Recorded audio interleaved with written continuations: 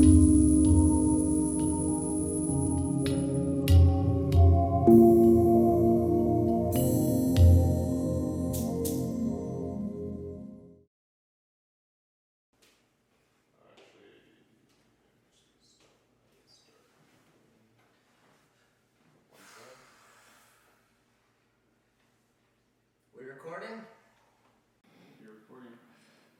recording. All right.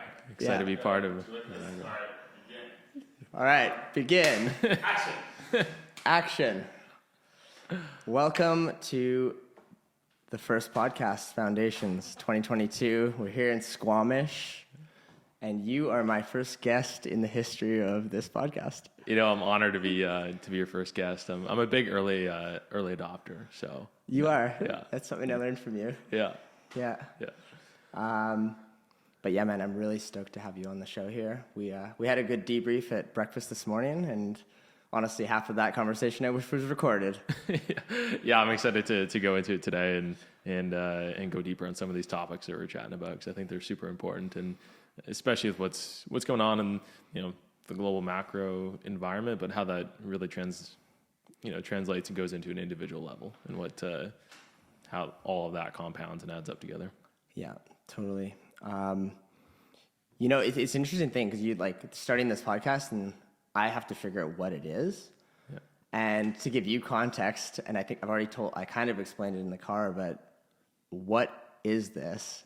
What really intrigues me that I want to talk about, and the reason I invited you on the show is there's two things that have dominated a lot of my adult life and my teen life, and not teen life, but my adult life, basically. And those two things are spirituality, which had actually preceded or followed my entrepreneurial pursuits. And both of these things were actually rooted in the pursuit of freedom for me.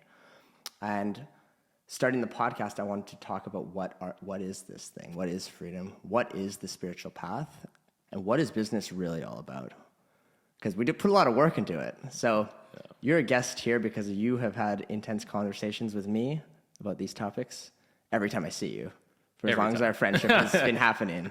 Yeah, every time. So there's not much guidance on this. What do you want to talk about today? What do you want to share with me and anyone who ever eventually watches this podcast? Totally. I feel like every time just getting going, I always think back to Joe Rogan when he started up, and it was just him and his buddy just chatting away, and this is your moment, man. So I have not even seen the first Joe Rogan podcast. I don't think I've watched it either, but I just know they were just chatting and kind of just seeing where the conversation went. So, Yeah. Based on those, like you said, I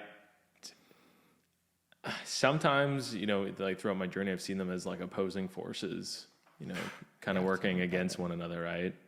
But then he begs the questions like, can you be spiritual and be, business focused, or can you have financial goals while being spiritual? Big questions. Which also gives the other question of like, if you're spiritual and you're more connected to the world and in money or financial, freedom is ultimately just energy. Would that person who's more spiritual do more good with that? And so do they deserve more money? Interesting. Yeah. Or is it the person that's less spiritual that thinks they have to do all these, X, Y, Z things to get the money? What are they going to do with it? So I'm going to jump right to, based on what you just said, what is spirituality to you at this point? When you just contemplate that right now, what is it? I think it's ultimately, for me, it comes back to connection. The times that I've felt the most free is when I've been most connected. And most connected to what? I don't really know. It's just the feeling inside, right? The times in my life that, the one specific time that I was the absolute most free in my life was on the 9th day when I did a 10-day silent retreat. The Vipassana. Yeah. Yeah. Yeah, it was on the 9th day. I felt absolute, total liberty, freedom.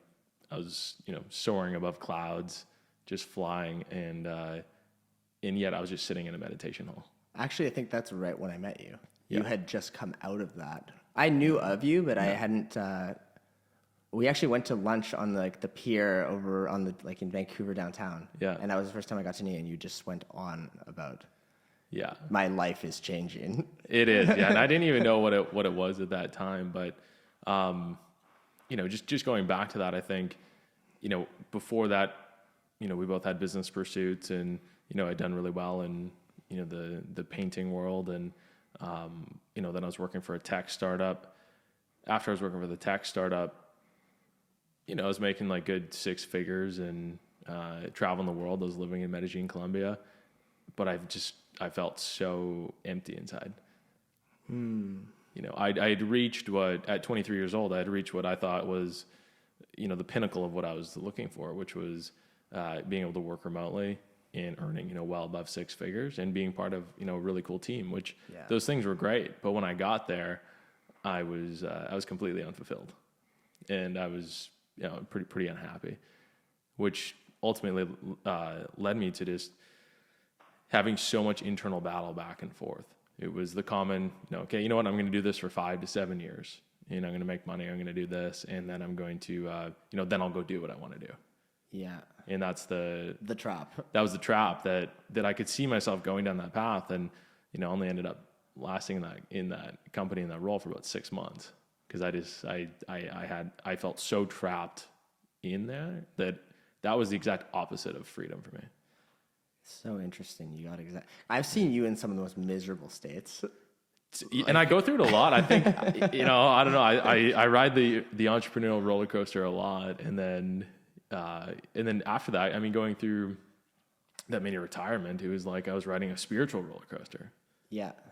And what I did on the mini retirement was I kept taking things to the extreme, right? So I would go, I'd take my fitness to the extreme, but then I would go do landmark or personal development course, which is very like self-expressed. And then the next month I went and did a 10-day silent retreat, right? So it was like totally opposite ends of the spectrum. And then the month after that, I did the second development course, which was total self-expression again. And so I was like ping-ponging myself back and forth to be able to find my equilibrium. Did you find it? I think at the time. Yeah. I think at the time, given that I did. Now the issue and where it came in was when I did all that, I got so connected spiritually. And I felt like I was living in a self-actualization, right? Yeah. And so I started to pursue, business endeavors with only that in mind, which led me down. Is that where EcoWick came from? Yeah. What was EcoWick? It was. What did you think it was anyway? Well, it was meant to save the world, until I realized the world doesn't need to be saved. I was about to say, right. You're going to save the world. Yeah. Which I always put that pressure on myself to do that. And again, looking back, it's like, well, the world's good. The world's good. We can make it better. It's us who have the internal conflict. Right. But like we can make it better, obviously, which is awesome, but it doesn't need to be saved. Nothing needs to be saved. Yeah. And I think I was coming at it from that lens of like, there's something wrong here. It's really interesting. Like, one of the teachers I follow, he calls it going on a crusade.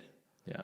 So like, don't go on a crusade, which is ultimately in order to be a hero, you have to create someone who needs to be saved. Yeah, exactly. And the hero role is like when you're in the actual game, if you're going to play, that's the role most people want to play, is the hero role. Yeah. Nobody wants to play the judge role. Like there's 3 roles in the framework. There's the judges, the heroes, and the victims. Yeah. And they move through the cycles. The judges become the heroes, and then and then the victims become the judges, and it goes in this circle. Yeah. But the whole framework of a drama only works if you have the characters. Yep. But you go on a crusade, and it's like you just make it all up, right? What we were talking about earlier today. It's like it's just a story. It's all a made up construct that we just look for meaning.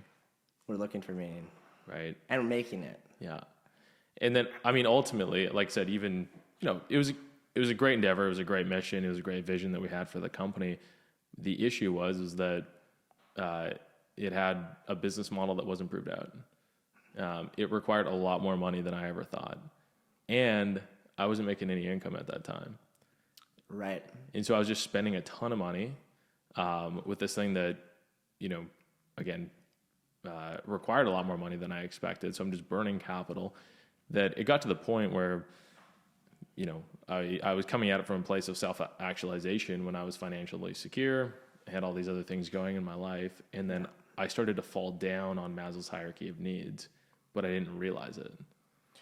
Yeah. So, one of the things, because I asked you as well at breakfast, it's like, what would you want to talk about in this thing? What's important to express into, like, if people watch this and taking home something home. And you talked about the basics of personal finance and like just being not in, day-to-day thinking. Essentially, is kind of how you framed it. So well, I think when you get financially, if you're financially stressed, or the less money you have, the shorter your time horizon becomes. That's how you said it, yeah. Right. So if you look at the poorest people in the world, it's like they're, hour by hour, day by day. If you look at the wealthiest people in the world, it's like they're thinking in decades. Right. Right. And so what happened tremendous future think. Exactly. Which could be good or challenging if you're trying to live a present-oriented life. But totally challenging. You have more choice, I'd say, then, maybe. When you fall down lower and you are more stressed out financially, or you have those needs, though, you become incredibly reactive, right? And so you're always thinking generally short term of, how am I going to either pay for my next meal or pay for rent, or those type of short term thinking, versus how do I build this, And you've actually experienced that, because you were talking about the example of you actually sold your car to pay rent. Yeah, back in 2019 when it was probably the lowest. 2019, that's not even that long ago. Yeah, December 2019, I had to sell my car. I think I sold my car for $6,000, and then I bought another one for $3,000, so I could afford my $900 rent, and had a little bit of surplus after that. But that was probably my lowest of the low, when I had to go to that level of problem solving with my own finances. Totally. Yeah, which was super confusing at the time, because I'm still operating a place of I think I'm in self-actualization, but I'm in security. Totally. Yeah. Right. And then, but when you're in that moment, you don't realize it, and there's these competing forces of, I'm building this really cool thing entrepreneurially, and it's aligned with my spirituality and what I want to do, but your realities you're living down here, and there's this gap. And you're not aware of that gap because you've gone up and down, and you're consistently moving on that journey. And when you don't know where you are, like I said, it just creates it created massive confusion, where I'm like, my soul and my spirit is telling me to go do this, but my reality is forcing me into something else. Yeah. Right. Yeah. Yeah. Yeah. Yeah.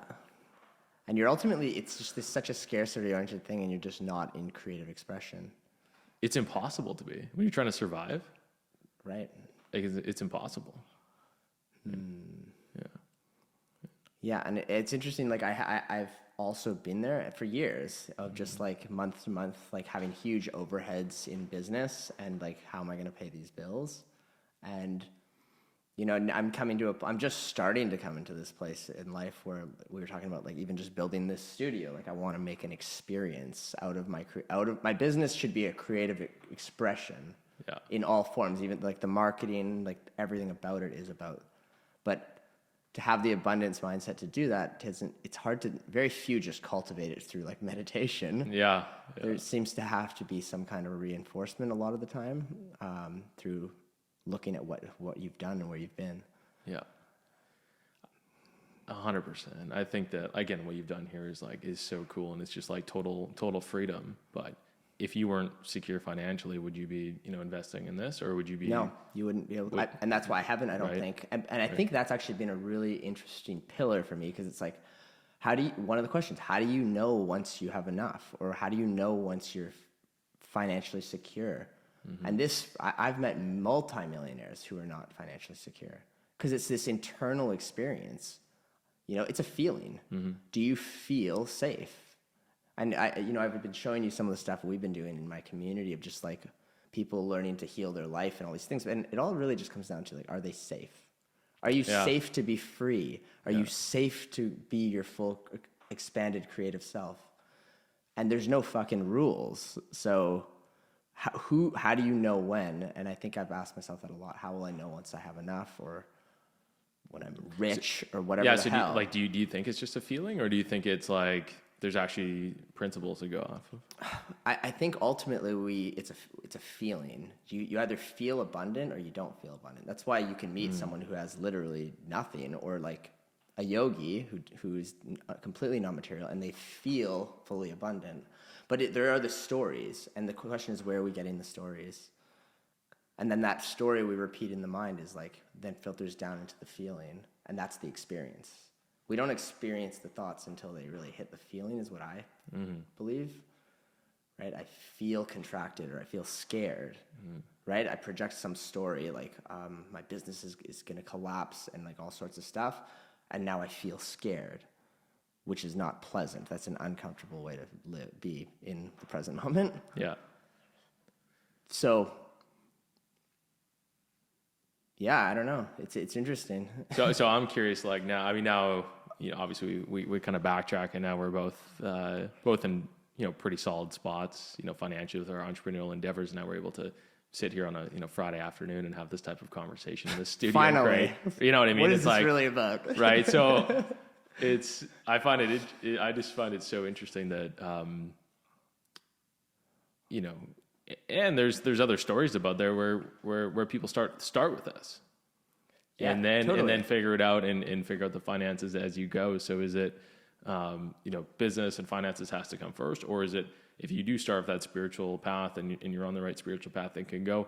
I don't think, you know. I don't know. I don't know. I don't know the answer. I feel like I have more questions than answers since we All started. all I know is this is the first time I've expended a bunch without any monetary plan for anything. Which is pretty cool. There is no plan, Which and is I'm pretty cool. not worried about it. Yeah. And in all honesty, I'm happy to just speak and listen to myself later in life. Like I just want to like. It's almost like a documentary of like where was my conscious experience back at that time in existence and how it changes organically through time. It changes a lot. It I mean, does. again, thinking back to the stuff that I did and was working on 3, 4, 5 years ago. I mean, from an ego perspective, it's like I'm totally embarrassed by it. You know, am I truly embarrassed? No, because I don't really care. But from an ego perspective, it's like, yeah, it's kind of embarrassing, the stuff that I was looking at. And just like in 5 years, I'll be embarrassed ego-wise by probably what we're talking about today. Not that I'm actually embarrassed, I don't care. Yeah, but I from see that the ego breakdown. perspective, it's like, that makes sense because you're growing and learning so quickly, right? If our ego isn't, you know, embarrassed in 3, 4, 5 years, are we growing enough? I don't know. What is the ego? That's a great question. What do you think? Gets thrown around a lot, kind of like freedom. Yeah. Big words, they're thrown around all the time. They are thrown around a lot. What is it? What do you think it is?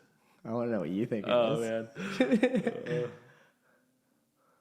Well, I think it's made up to for protection purposes.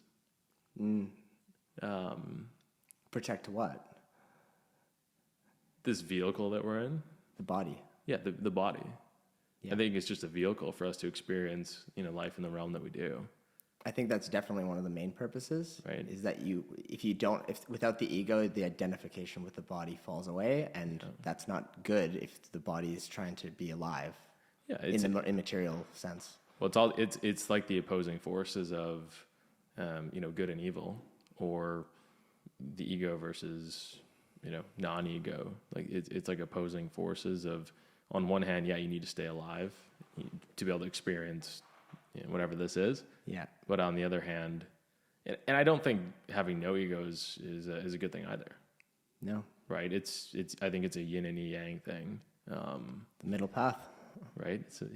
It's the balance, right? Yeah. Yeah, I think that's also what makes life exciting, is the good and the evil and the opposing forces. Yeah, and I mean that's what's. Yeah, thank you for sharing that. But that's really what I think is that once you start to, you know, have those contemplations. For me, that's been one of my major contemplations is what is the ego? It's something I'll just sit and ask myself in ceremonies by myself for over and over. So what do you think it is? I think you nailed on a lot of it. Ego is, to me, if I had to simplify it, ego is the identification system. It's the way that the mind identifies with the surrounding world to get the sense that it knows what this is. And from that, a construction happens, right? So I have a belief, a whole theory of who you are, Jesse, none of which is accurate except for in my own projection. And then I also have one of myself, my self-image. And then I also have another one of who I think that you think that I am. And all of this is built up in the world of concepts and thoughts. And from that, I can have this whole this whole experience. But then on the other side is that it's all connected in one, and I practice that as well.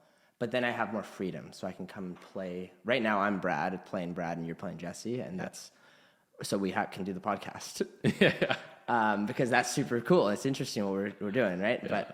But if I get too lost in that identification system, ultimately you can suffer from separateness, because the whole essence is I'm trying to be an individual, and I'm protecting myself as this individual, and okay, so something like that. That's I mean, kind of, so maybe related but not related. Like if you take that, if there's 100 people and they're looking at one sunset, right? Is there 100 sunsets or is there one?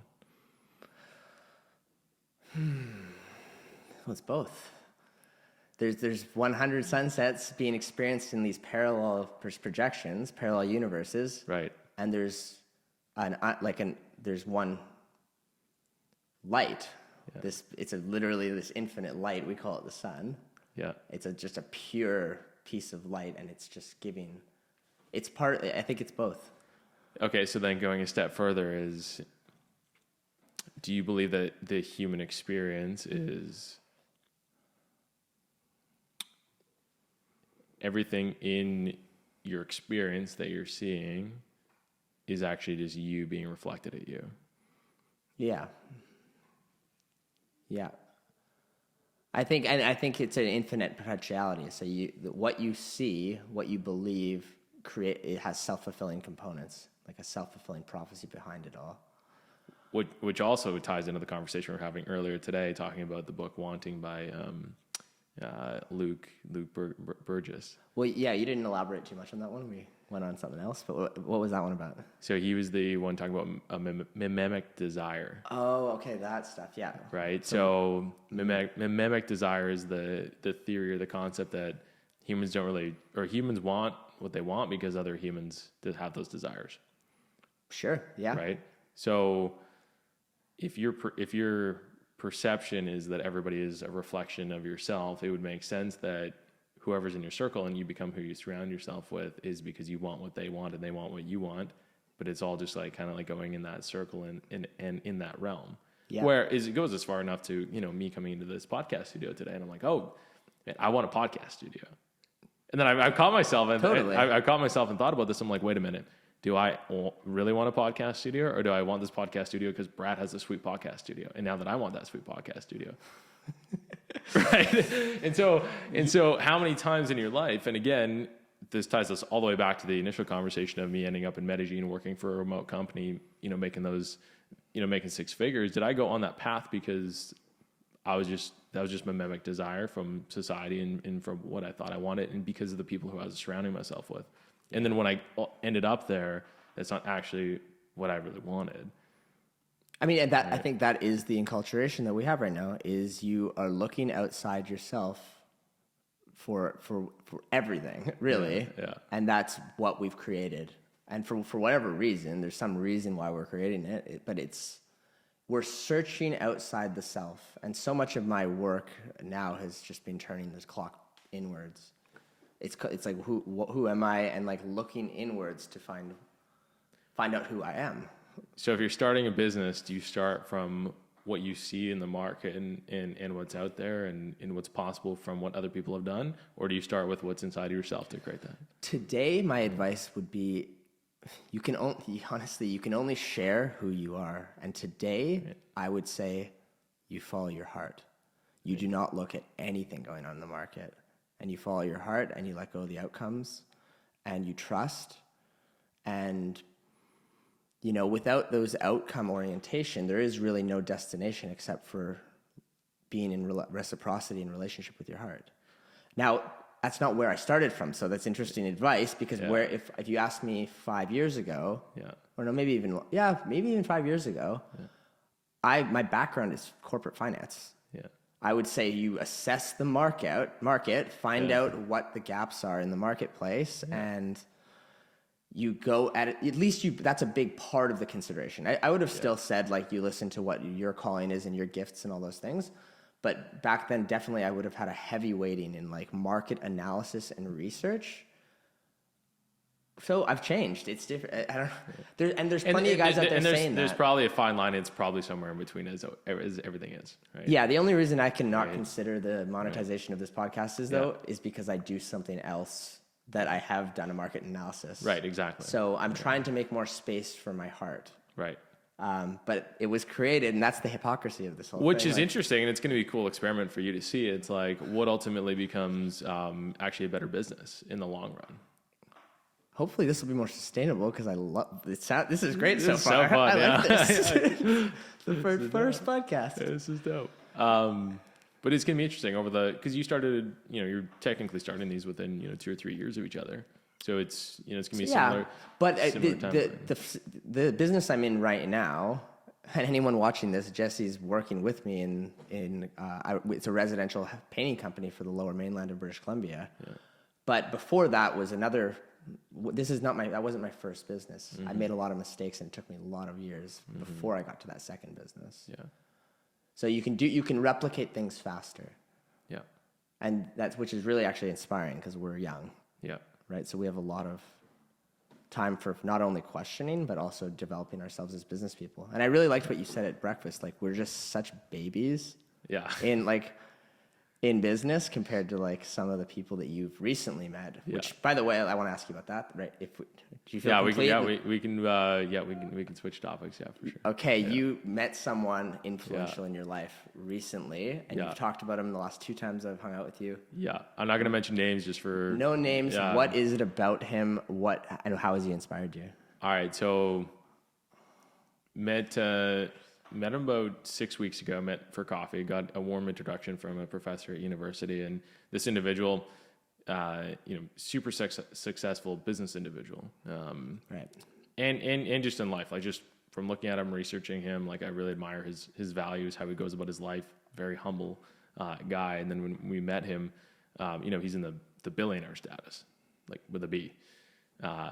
And it's probably the first time I've actually sat down one-on-one in person with someone of that status, and chatting with him. All of a sudden, my curiosity level in terms of business, like absolutely skyrocketed, because the questions we were asking him, he had like specific examples of, hey, we we actually acquired this company for 10 million, and we did X, Y, Z, and now it's worth 300 million. Yeah.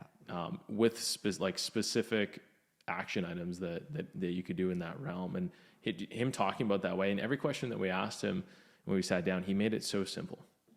Everything was so simple in his mind, and I find that the more simply you can explain something, it just means you understand it at a way deeper level, right? When you can summarize something in a couple words or a couple lines, like it so deeply that You've gotten rid of the noise. You've gotten rid of the noise. And so every example that we asked him, or every question that we asked him, it was the most simple answer that, we left that conversation. I was there with other co-founders of my other company, and we're all like, wow, this is like what we want to do here is A, we're thinking way too small. And B, like, this is way more simple than we thought. We've been making it complex. Right. From that realm. But I've been there. Right. But the coolest thing that's come out of that entire conversation was what I was chatting about earlier at breakfast, which is that level of mastery in the business realm is so intriguing to me. Like, it's like, talk about, again, mimetic desire. It's like, I've been thinking to myself, it's like, oh, am I just like fascinated by what he has, and now like I'm trying to go after what he wants because that's what I see, and it's the same concept. I've asked myself that question. I'm still trying to figure it out, but I think the coolest thing that's come out of it is just a general sense of insane curiosity about the way he thinks and what he knows in business, and to have that mastery to be able to, look at a company and go, I can look at the P&L statement, the profit and loss statement, and I know that I can go bang, bang, bang, and I can, 30x a company. I think it's so cool. Like, that's like mind blowing. We're still in this early stages here. I'm gonna flip part one conclusion. Part one conclusion. I'm gonna flip off the cameras because they have 30-minute time spans. I'm gonna start it right again. Okay. Building off of what you just said, there's something about whenever we meet someone that has a huge impact. I really do believe there's something there's some quality that we want from them, or we would like to awaken within ourselves. Mm-hmm. And it kind of goes in tune with, so the question is really like, what do you want to be a master of in life? And what is the quality from this individual that you really admire? Yeah, that's a phenomenal question. I mean, I think after meeting him, I'm like that, the level of mastery to understand business that well is like super intriguing to me personally. And I think that it's, again, this individual owns a, holding company and a variety of companies. And I think it's a deep down desire that I've always had. I just didn't know how to pull it off. Talked about it since I've known you. Right. Having like a family of companies and then having, CEOs running those companies and, me helping with the startup phase and getting it going. That's what's interesting to me. So you want to be a big business is what I'm hearing. Yeah. I think that that's like ultimately, that's what I enjoy. Cause I really enjoy, I love starting new things, getting it going. And I love leading people. Right. Yeah. And I love, human performance. And I think that's all like business is really, it comes down to the people. And then it's like human performance in that. Right. And if you have the right people on the bus and then you're getting, and you're able to empower them to get the most out of themselves through, human performance, well, then you have a really good, cool company. I think that's all it ends up being, whether the business is in software or if it's in home services or if it's in a product, it doesn't matter. It's just made up of people. Well, if that's where you're going, I might as well ask you about big picture things. What's going on in business world today? What is happening to our planet right now? Right? If you're going to be a big business guy with all these companies, you're going to have your pulse on, you will have to have your pulse on the deeper, greater economic picture. Yeah. So what is your observation of business today and where we're going and what's happening? Yeah, I think all I know is I have supply chain issues in my business already. Yeah. And I only have one input for so it's like, that's a huge one happening I see, but I want to hear what you have to say on that. Yeah, I think there's always patterns and trends, right? And something that was really interesting that I read the other day, which was learning about Plato, right? The philosopher, and however many thousands of years ago, I can't quote the exact timeline, but the issues that he was talking about back then was democracy and women's rights and social inequality. All these things that, guess what? What are the problems that we're talking about today? Well, it's democracy, it's women's rights, it's social inequality. It's all the same stuff. And so when I think about it, nothing's changing. So I feel like humans are just humans, right? And whether I've heard a lot of people be like, oh, why did we have to go through the pandemic, or why did we have to go through this period of time, or they question like, oh, why was I born at this time? And I'm like, that just hit me. It's like, it doesn't matter if we're born now or 100 years ago or we're born 200 years from now. I think it's gonna be the same issues on like the macro level that we're probably still facing. So we're here now and we're dealing with what we're dealing with. And if it's still going to be the same, then working on doesn't it have kind of a defeatist quality to that? So like, is it worth working on? If it's just going to be the same and we're just going to be humans and there's always going to be wars, which in my observation from what I've been told history is, I don't have direct experience any beyond that I remember beyond my life right now, this life. But if it's just going to be the same thing, humans being humans, there's always been war. What should we do then? Do we put attention on trying to solve that stuff? Well, I think it's all these systems are so incredibly complex that just because something might not be, resolved, or it might not, I don't think there's ever like a definite answer for any of those issues, right? Right. Like there's always going to be more questions that come up. And so just because there isn't like, oh, this is going to be resolved in, 1,000 years or 2,000 years, it's like, does that defeat the purpose of trying to make it better today? Right? Because ultimately we're only, average human life is less than 80 years, right? We're not here that long. I think if we have enough time to get here, have a look around, and then work. Right. And ultimately, if you talk about, you start off with the question of like, what are the trends, what's happening in the world, and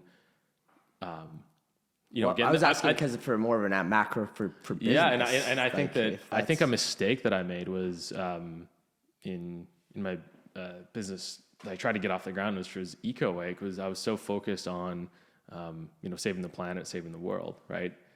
Yeah. Right. I focused on that first, and you need to focus on people first. And I'd say the person is you first. Right? You need to focus on people first, and like, how do you serve people, right? Then you can connect it to other bigger things. But if you're always looking at things, what problems are people having, right? And how can I solve them? then you're always going to have a business, right? Would you solve your problems first, or would you just go serve other people and that'll fill you? Like how do you, like I go back and forth on this a lot because I think there's two perspectives on it. Number one is like, yeah, you can go to the market, you can see what problems exist, right? You can go interview 100 businesses and say, what are your biggest challenges, and you can create a business and pretty quickly doing that. Yeah. Right. And there's the other one. It's like, hey, I have this problem. I'm going to scratch my own itch. I'm going to solve this problem by doing X, Y, Z. If I have this problem, there's likely other people that have this problem. And they both work. And I think they both work. Right.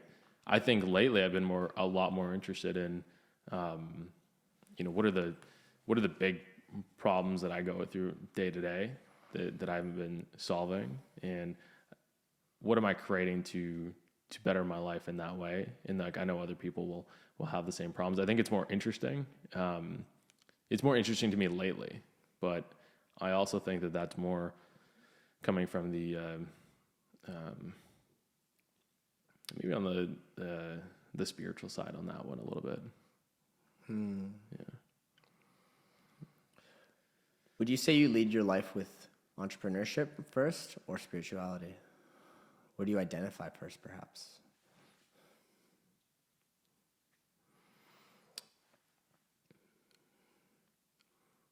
God, that's such a good question.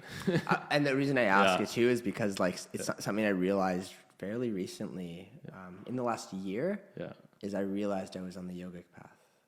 Interesting. And the reason I wasn't identifying with it is I didn't start with asana, movement, and like yoga class. I started with contemplation and philosophy. And now I'm just realizing, or a year ago, I just started to realize I'm on a yogic path. And so I'm starting with all the other things. And it's just a funny shift. And even entrepreneurship has been the leader in my identification system for most of my adult life. It's not anymore. But I still love doing it and talking about it. And like, I still love all that stuff, but it's not leading. And it's just interesting how it shifted. Yeah, I would say where I'm at right now is it's probably still leading more with the entrepreneurial stuff. Yeah. Because what I find is if there's issues or there's like some pressing items in business, then I have a really hard time like focusing on the spiritual side of things. Right. Right. Whereas, when those things are taken care of, it's almost like, from 7 Habits of Highly Effective People, like box 1 and box 2. It's almost like my entrepreneurial stuff is like box 1. It's like, that's the main priority. Yeah. And when that's good, like then I'll move to box 2, which is the proactive zone, which feels more spiritual. Yeah. It's like not urgent and important. Yeah. That's box 2. Which also brings the other question. It's like, the whole point of that book is like, how do you get working from a place of box 2 so that box 1 items start to, just go away and disappear. So maybe I should switch my approach. I don't know for you. I don't know. Yeah, but maybe. I know that, for me, that's what happened. And that by switching that approach, it changes the kind of what I'm here to do. Yeah. And I think that's what actually allowed me to finally do this stuff. Yeah. I now feel like I have enough. So then I'm just like, okay, well, I can just start projects that have no monetization plan because I feel happy, whole, and full. Yeah. Right? And that's only from the studies I've done outside of my business education. Yeah. And I'm just saying things in real time here. I haven't really considered this, but I'm like, I think that's what has happened. Yeah. It's I've changed my relationship to abundance. It's not abundance is something for me. It's just something you feel. It's a feeling. Whereas I think a lot of entrepreneurs identify abundance as like asset acquisition and like how many assets you have cash flowing towards you and stuff like that. Because I know that's how I used to identify with it. Yeah. What's my net worth? That stuff was that's when I thought about abundance. I'm like, how much cash, how much liquid cash, how much assets, how much, yeah. And it's not what I understand it to be. I met a shaman. He's the shaman in Peru that we do ayahuasca with. Yeah. And I just remember one time him, I was talking about family. He doesn't speak English very well. And I was kind of like trying to talk to him. And I was talking about my family. And I was referring, when I was speaking about family, I'm referring to like 4 or 5 people. My mom, my dad, my brother, my other brother. And he kind of looked up and he's like, familia. And he's talking about the jungle. Yeah, yeah. I was like, and it just like, my version of family is so much more limited than his. Right. And we always think we're talking about the same thing that's why I ask like the root of words now. Yeah. A lot of the time it's like, what do you think that word is? In his case, he's talking about like the universe, and I'm talking about like 4 people. So it really made me question like things like abundance. It's like, what is abundance? And I know in my older paradigms, I thought it was like how money and business stuff, cash flowed and all these things. And now I understand it as it's a feeling. So I'm not sure we've talked about a lot of stuff out there in space so far. What are like a couple actionable items that you did to start on that path? Well, honestly, philosophy is the biggest one. Like just stepping into like reverse mode, unlearning paradigms and moving backwards into like basic fundamental understanding. That opened I had to move backwards into the world of not knowing so that I could start to expand my horizon. I had built myself into a box of knowing what the world is. I know who I am, and it's too long a story to get into right now, how I really uncovered the ego stuff, but I know who I am, and all that stuff was keeping me stuck. So you got rid of what you thought your identity was. Yeah, my actionable items was, and this worked for me, but I had to go back. I had to start the process of unbundling language. One word at a time. I actually have processes I use now for myself and clients that are taught to me by one of my teachers. His name's Satyan. But it's a process of unlinking what you think you know about language and how that frames the perceptions that we have in the world. So that opened up my, it started to dissolve who I thought I was, which actually ended up being an expansion because you're dissolving the barriers, right? Every idea you think you have about yourself is actually a barrier, a limit. And then what are 2 more action items? So to simplify that, contemplation, just questioning and contemplation, and making a time for it, making that a priority. Actionable items for what again? How you started to come to this place of understanding abundance from that level versus looking at it from a place of this is how much net worth I have. Another one is acknowledging that life is about how you feel. So abundance is not an idea, it's a feeling. So however you arrive at that conclusion, and maybe you do, maybe you don't, I don't know if anyone else believes that, but I want to feel free. Freedom is not an idea, and I used to think it was like an idea or a concept. Like once I have these things and this, then I'm going to be free of my responsibilities. And now it's freedom is a feeling. I feel free, and then it opens my heart and it expands. Or I feel abundant. It's not an account. It's not like a bank account. Right. But when I started to move from thinking to feeling, and I think it's a lot of men especially, like not that in tune with feelings in my observation over the years as I've stepped into this and started to be in men's groups and stuff, is they were just learning to be like in relationship with their feelings and honor them and actually try and articulate them and be seen in their feelings. Not that it's growing in popularity in my communities, but I'm not sure worldwide I think it is everywhere. I'm not sure. But thought to feeling. Awesome. What's the relationship between them? Yep. What do you think? What's one more thing you did? So you got the contemplation, you got the changing it from thinking to a feeling. Yeah. What's one more thing? And the relationship between those two. Yeah. One more thing. I don't know, man. It's one more thing you did personally. Reframe the question. What's one more thing you did? Action item to move to the state of abundance. Abundance. Well, one that's really taken effect in the last 18 months is community. Like being a part of a larger community that's all on the same, all pursuing the same expansion. Awesome. With using that method. So you're really realizing you're not alone. Yeah.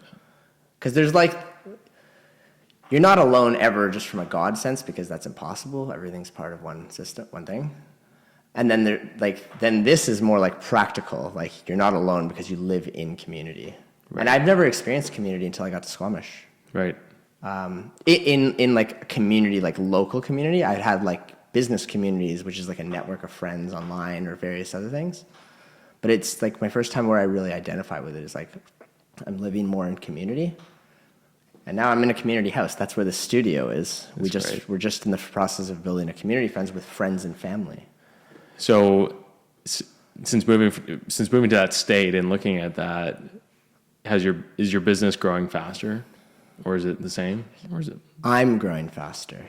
But ultimately, I don't know about my business. It's growing, but it's not important. Do you find it easier though? Faster. Yes, I find it easier. Right. Yeah, it's not because it's not as important. Right. It's not as important to grow the business. It still grows and stuff, but that's not my priority anymore. So it doesn't shut me down if something doesn't go as well. Right. Because it's not my highest value. I love it. Yeah. Yeah.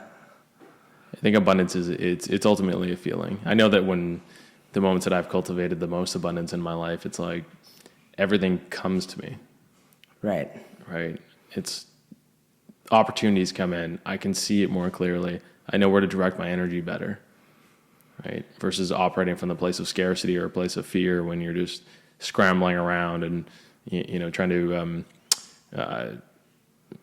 to figure it out from that place. Yeah. I find that, if something's going on in business, and if I feel like I'm operating in that place of fear or scarcity, and I do that for like a couple days or something, the sooner that I can catch myself and actually take a few moments to, sit with myself, to meditate, to cultivate the feeling of abundance, all of a sudden I can stop that, that train and then get back on the abundance train, and everything in business starts moving a lot quicker again. Yeah, totally. Right? Just by catching that.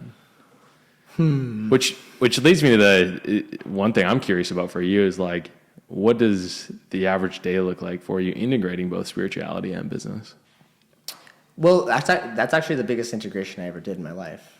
Because when I was at the very beginning of my spiritual understanding and like just starting to even identify in that way, I actually became more judgmental. Because I actually it's because I was coming at it through an egoic perspective, and I started to categorize the world as these are spiritual things and these are not, and people too, right? So it's such the ego is really good at taking over, because it wants to be involved. So they call it. Now I understand it as a spiritual ego, I guess, but the integration is when it's just yoga just means union, and union is just the nature of reality, is how I understand it now. It's just everything is yoga. Everything is a unified creation or existence or thing. So you don't need to worry about being spiritual because that's just what you are. It just is unified. And all it is now is you can become more aware of your own yogic nature. Your own union with creation. That helps because now I can just do business, and that's a spiritual act. This podcast is a spiritual moment being experienced. Anyone watching it is part of the creation, observing the creation in motion, and it's all unified. And that's the interesting part. It's like that's kind of the irony too. There's actually nothing to do. You don't have to worry about being spiritual or trying to get anywhere because it's already in. You're already there. It already is in you. You're already there. Yeah. So, really going back to that feeling, it's do you feel that union, or do you not feel it? Yeah. And now I feel it more, and I'm going to keep practicing. That's what my practice is. I want to keep practicing feeling the union, the yogic union that is what this is, our lives. I love that. And so that's the integration. But it wasn't like that for that first year. It was judgment. Like, this is spiritual and he's not. Yeah. Or like, that wasn't a spiritual thing to do. Yeah. Something like that. I don't know. That's interesting. But it actually took me backwards into like more of an egoic place. So now it's a lot more peaceful because you can once that integration happened and you just realize, oh, it's all connected. and doing it as it should and at some level. Which it sounds like it's, getting to that place, you can enjoy the process so much more. I think in entrepreneurship, it's always, you have outcomes, you have goals, you have quarterly, goals, metrics, rocks, or annual goals, metrics, rocks, and you're always just striving, then you get there, and then you create the next gap, and you strive for that, and then you get that 10 seconds of happiness when it happens, and then it's on to the next thing. And, I think ultimately what you can build and create by getting to the place of, I have those things in place. Yeah. But like, I'm good now and I feel great. And I'm going to create from this place, and I'm going to go do a sales call from this place, or I'm going to go do a coaching session from this place and enjoy the process. It sounds cliche to say enjoy the process, but it's actually enjoying the process. Yeah, I'm enjoying this process right now. Yeah, it's great. This is it. Yeah, this is it. Yeah. Yeah. I think you're right, and that's hard to do, especially coming from like a business background. It's for me, it was so outcome oriented. Everything. I was trying to get financially free for a long time. I was just trying to get that thing. Remember, we talked about the 4-hour work week, and that really misled my life. I think there's like nuggets in there that were great, but it ultimately gave me a really poor paradigm of business. Yeah, I think I maybe misconstrued it as well, where, I reread it, last winter, and I was like, if I'm working more than 4 hours a week, like, I suck. Which I know that I'm a huge fan of Tim Ferriss, and I know that wasn't the point he was coming from. It was, how do you set up, automated income, which is the first thing we talked about on this podcast, so that, maybe that is 4 hours a week. No beef with automated income, by the way. Yeah. I'm a fan. Which is great. And then, and then go do what you want to do, right? Which I think that principle in itself is really, really cool. But I think it's a little bit different when you actually genuinely enjoy the businesses that you're working on. Absolutely. Right? And you're not trying to escape. It's like, I think I misconstrued it, and it was like I was almost trying to escape my own businesses that I had created. I'm like, wait a minute, like, I like these businesses. I'm trying to build this thing so I can get out. Yeah. Why don't you build it to get in? Yeah. Yeah, totally. Yeah. Try and get in there more. Yeah. So I definitely, I think I woke up like, it was probably only 6-8 weeks ago, and I'm like, oh, wait a minute. Like, I actually enjoy the work that I do. Like, I actually genuinely enjoy the work that I do.